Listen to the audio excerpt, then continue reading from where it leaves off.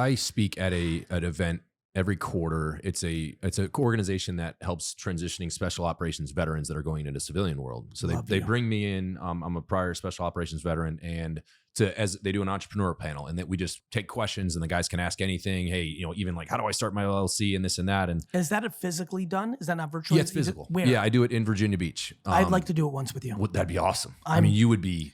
Oh my God, it'd be unreal. I am desperate to give back to these men and women. They would eat that. I'm 100% in. All right. Well, I'll let you know. Yeah, work with my team. I'd like to do that. They do it next every year, quarter, okay. and it's really cool. They take special operations guys, fighter pilots, etc. And these guys are 6 months left. And I think, they bring me in, and I think they're expecting me to come in and be like, you should do it. And, be an entrepreneur, and it's awesome. And I always give them a very sobering answer and say, all right, fellas, let me break this down for you.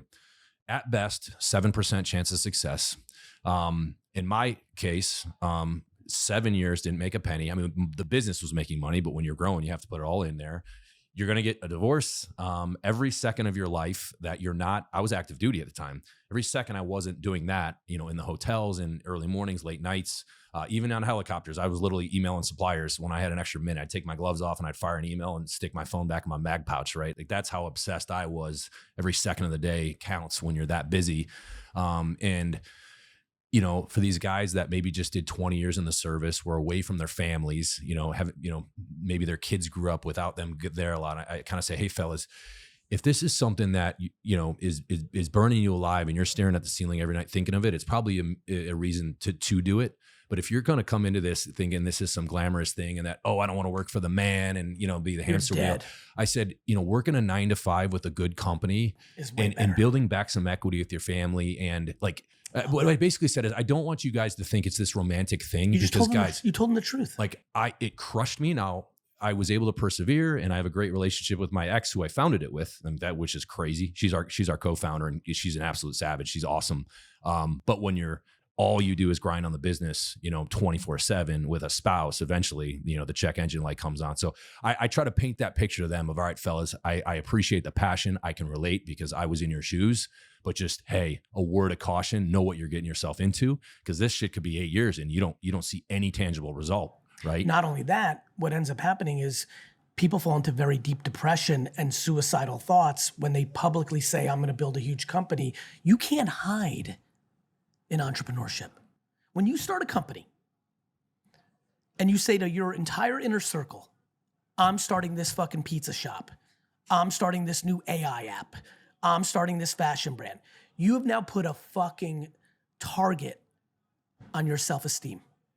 Because unlike when you work for the man, when you work at VaynerMedia, my company, and I fire you because you're a fucking loser, do you know what you tell all your friends and family? Gary's a dick face. They fucked me. My manager. Actually, I'm pretty nice. They're like, Gary's nice, but he doesn't get it. He does. You blame everybody but you. Mm-hmm. And guess what else? Everyone believes you because everybody hates the corporation, right? Yes. When people have excuses for everything. When you work in the government, a corporation, for a startup, you can always blame somebody. When you have a company, when inevitably, 5% of them, inevitably, when it goes out of business in 2 to 3 years, you can say shit like, I picked the wrong time, or I got fucked, the economy. No. This is sports. Mm-hmm. That's what entrepreneur is. You picked the wrong time.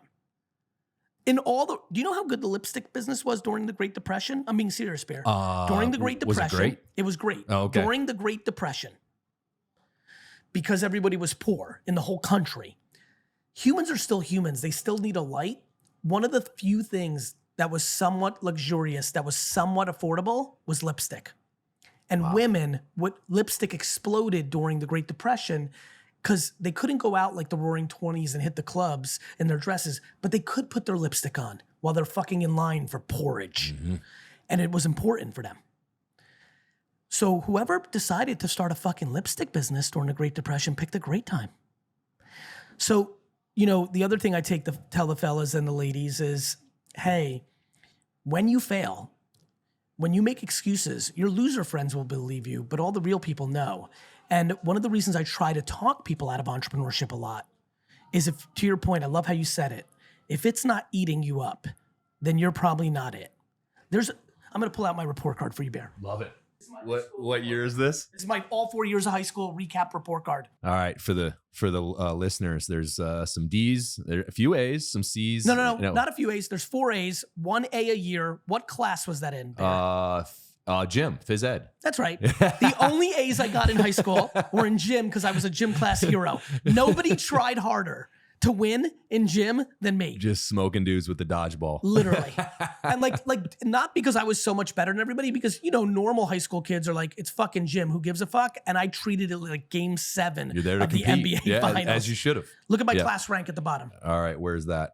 At the bottom here somewhere. Okay. GPA 1.67. Class rank was 243 out of 254. So bottom 5th percentile for Not sure. bottom 5th. There was only 11 fucking losers worse than me.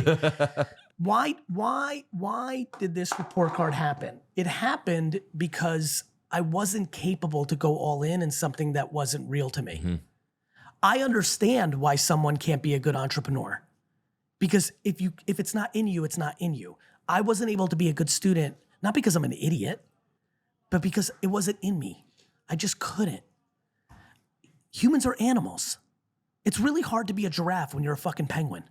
Yeah, people need to find what that is for them, right? And they need to be not scared to try to find it. Yeah. If you're a big bulky dude like you and fucking ballerina is in your fucking soul, then fucking be a ballerina. What the fuck is someone gonna say? Don't forget you're a big dude, punch him in the fucking face. Well, and I think one lesson for people is like, I think they have to get it right the first time, right? That's a good one. It's like, guys, like, especially like at any age really, but you know, people, you know, they're in their late 20s and they're like, oh, I have this grand decision. It's like, dude, just do it and then pivot. Right. And shift. You know, I launched a business right before Born Primitive, and it was a failed business. I threw the Hail Mary. It was an idea that I had in college, and I raised $110,000 in capital, and I got a lease on a warehouse and all these things, and was pitching Anheuser-Busch and Miller Coors, and I was up there. I thought I was in.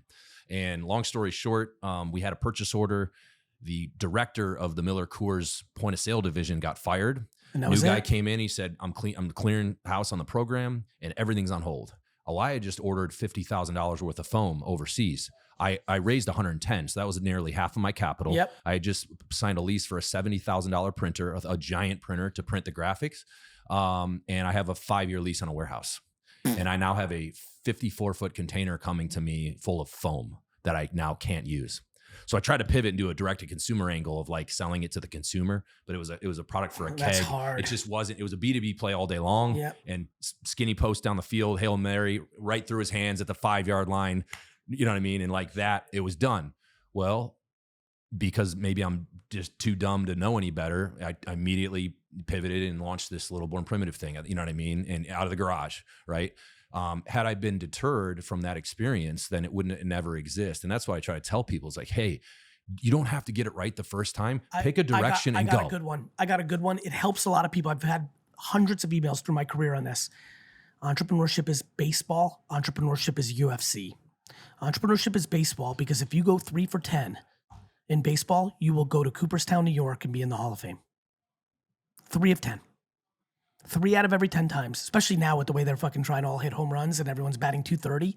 If you bat 300 for your career, you're fucking in striking distance. Obviously, there's other variables there, but 3 out of 10, and you're one of the best ever. Next, UFC. Obviously, there's been a couple guys who pulled this off, but I think people really resonate with this. Nobody's going to end up being undefeated in that. Right? Yeah. Like, you're going to fucking lose. A dude's going to come along, a lady's going to come along that's better. There's also, you're going to lose to somebody inferior to you because it's so raw, you just might get caught with a punch. That's right. Right? There's a huge, we're looking at Madison Square Garden right now. This is why I have my office here. It's real. I'll be there next week. You will. Stipe's fighting John Jones. So I don't know if you know this, Vayner Sports rep Stipe. I do. He's one of our athletes, Born Primitive athletes. I know that. I forgot about that. That's I'm what gonna be. You gonna be there? Yeah, we're gonna hang. Oh hell yeah. Look, John Jones is arguably the greatest UFC fighter of all time. Stipe hasn't been in the octagon in 4 years. He's been firefighting in Ohio. And yet, I'm going to go into that arena and say, one punch can change everything. And so, same in entrepreneurship. You might be a remarkable entrepreneur. I've had things not work for me in the last 5 years that are silly given my craft. You know, we all know this. Like, the best always make mistakes because we're fucking humans. I love that you tell people that. And I talk about it all the time. I'm like, if you are scared of losing, first, why? almost always it means that you're worried about what people think about your losses. But if you're worried about losing, this is not for you.